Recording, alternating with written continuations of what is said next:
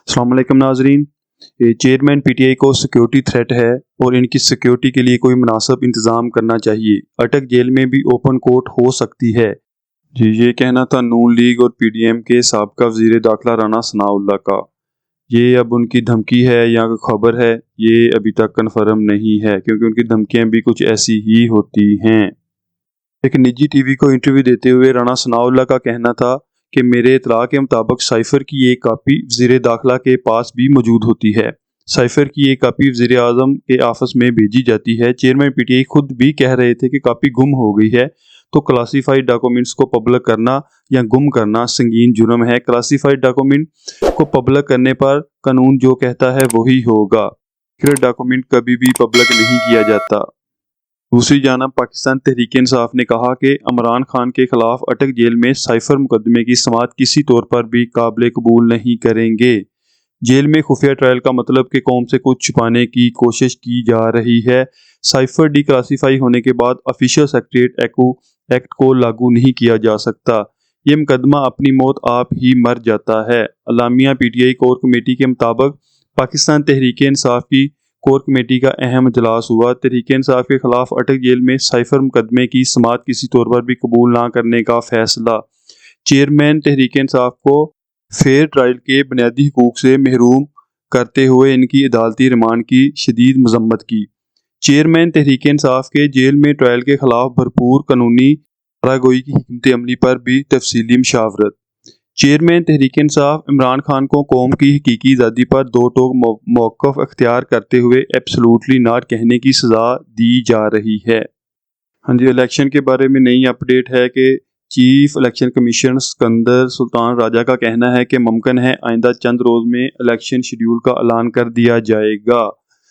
गुज़श्ता रोज़ chief election commissioner Sikandar Sultan Raja से ANP, BAP और BNP के वफूद ने मुलाकात की। इस मौका पर chief election commissioner Sikandar Sultan Raja ने कहा कि मुमकिन है कि आइंदा चंद रोज़ में इलेक्शन शेड्यूल का ऐलान कर दिया जाएगा। अभी इसमें सच्चाई क्या है, ये ट्रक की बत्ती के पीछे लगा रहे हैं, कोई उनमें नई चाल है, ये तो चंद रोज़ के बाद ही पता चलेगा।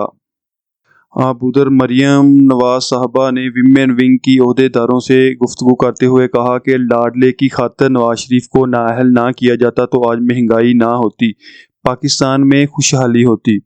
चलें जी, ये इनको नया शोशा छोड़ दिया। सारी दुनिया को पता है कि पीडीएम की हुकूमत थी और उन्होंने किस तरह मुल्क को तोड़ा, कैसे उनके असासे खाए, कौन से असासे बेचे, कैसे उनके कपड़े उतारे। जहाँ इन्होंने कपड़े उतार के आटा लाना था, ये अवाम को नंगा कर दिया इन लोगों ने, और आज कह रहे हैं कि जनाब इसकी सारी जिम्मेदारी भी इमरान खान पे है। ये पता नहीं अवाम को फुद्दू बिल्कुल समझते हैं ये लोग। अल्लाह पनाह इन लोगों से। तो खैर, अब अवाम को अच्छी तरह इन लोगों की समझ लग चुकी है कि कौन कौन कैसे कितना पैसे खा के, और कोई इंग्लैंड में बैठा है, कोई सऊदी अरब में, तो कोई दुबई में सासे बना रहा है। ये तो छुपा नहीं रहा, तो अल्लाह खैर करे। अच्छा जी, अब ये कह रही हैं मरियम साहबा कि महंगाई, बेरोज़गारी और गुर्बत से अवाम की आंखों में आंसू लाने वाले मुजरमों को कटहरे में खड़ा करना होगा। तो ये तो भाई अपनी ही पार्टी को, बंदों को कटहरे में खड़ा करने की बात कर रही हैं। तो लेकिन कहना उनका खैर इमरान खान के बारे में था। तो मरियम नवाज का कहना था कि गुर्बत और महंगाई के अंधेरे इसी तरह ख़त्म करेंगे जिस तरह माजी में लोड शेडिंग ख़त्म की। ला हौला वला कुव्वता इल्ला बिल्लाहिल अलिय्यिल अज़ीम। तो ये हालात हैं कि जो इन्होंने 1.5 साल में अवाम का मतलब मरने तक का इनका हाल कर दिया है, तो ये अभी नया लॉलीपॉप दे रहे हैं अवाम को। हाँ जी, दूसरी जानब चीनी इंपोर्ट करने के नाम पर अवाम को एक बहुत बड़ा टीका लगने वाला है और चीनी के रेट रिकॉर्ड सतह पर ऊपर जाने के चांसेस हैं।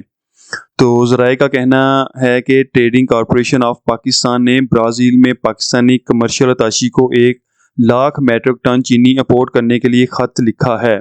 महकमा खुराक के ज़राए के मुताबिक इंपोर्टेड चीनी 220 किलो के हिसाब से पाकिस्तान में मंगवाई जा रही है। महकमा खुराक के पास इस वक्त 10 लाख टन सरप्लस चीनी का कैरी फॉरवर्ड मौजूद है।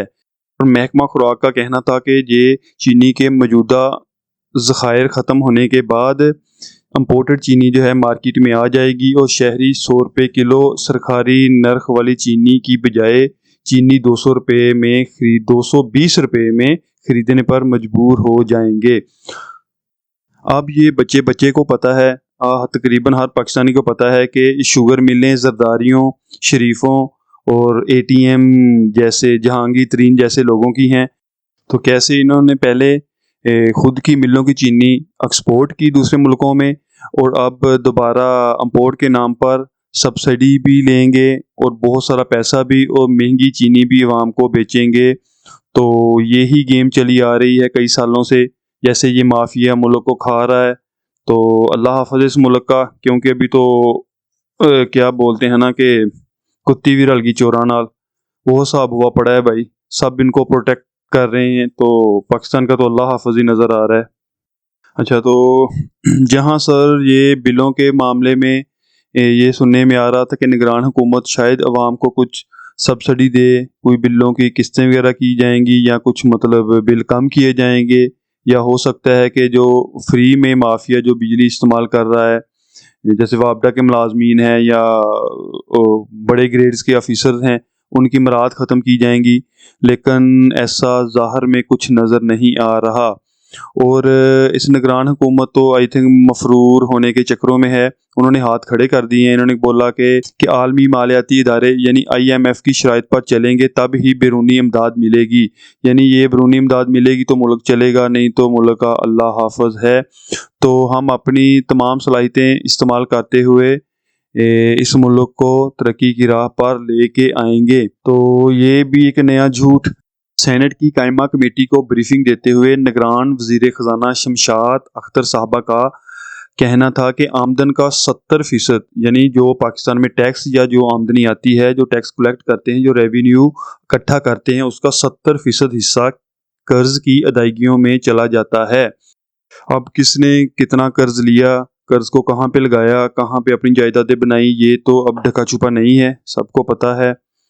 تو اللہ خیر کرے۔ انہوں نے مزید کہا کہ مارکیٹ سے 23% پر قرض لینا پڑ رہا ہے، تو ملک کے اخراجات بہت مشکل سے خرچے پورے ہو رہے ہیں۔ تو یہ اللہ حافظ اس ملک کا سر جی۔ تو اللہ خیر۔